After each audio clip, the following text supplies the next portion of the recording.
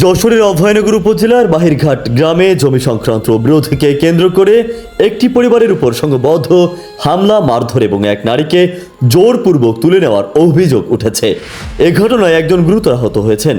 ভুক্তভোগী পরিবারের অভিযোগের ভিত্তিতে অভয়নগর থানায় লিখিত অভিযোগ দায়ের করা হয়েছে। লিখিত অভিযোগে আবু সাইদ সর্দার জানান, দীর্ঘদিন ধরে স্থানীয় কয়েকজনের সঙ্গে তাদের জমি নিয়ে বিরোধ চলছিল।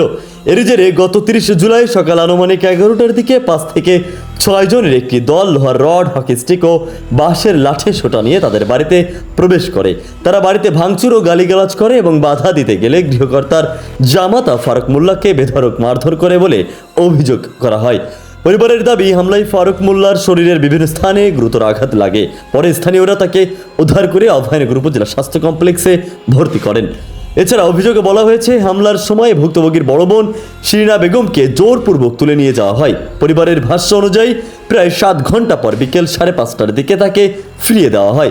স্থানীয়দের দাবি, ঘটনাটি নিয়ে এলাকায় আতঙ্ক বিরাজ করছে। তবে অভিযুক্তদের প্রভাবের কারণে অনেকেই প্রকাশ্যে মন্তব্য করতে অনিচ্ছুক। ভুক্তভোগী পরিবার জানায়, স্থানীয়ভাবে সমাধানের চেষ্টা ব্যর্থ হওয়ায় তারা থানায় লিখিত অভিযোগ করেছেন এবং জড়িতদের বিরুদ্ধে দ্রুত আইনগত ব্যবস্থা গ্রহণের দাবি জানিয়েছেন। এ বিষয়ে অভয়নগর থানার ভারপ্রাপ্ত কর্মকর্তা ওসি মোহাম্মদুজ্জামান বলেন, অভিযোগ পাওয়া গেছে, বিষয়টি গুরুত্ব সহকারে তদন্ত করা হচ্ছে। অভিযোগের সত্যতা পাওয়া গেলে জড়িতদের বিরুদ্ধে আইনানুগ ব্যবস্থা নেওয়া হবে। উল্লেখ্য, অভিযোগে উত্থাপিত অপহরণ, হামলা ও অন্যান্য অভিযোগের বিষয়ে অভিযুক্তদের বক্তব্য পাওয়া যায়নি। তাদের বক্তব্য পাওয়া গেলে তা গুরুত্ব সহকারে প্রকাশ করা হবে।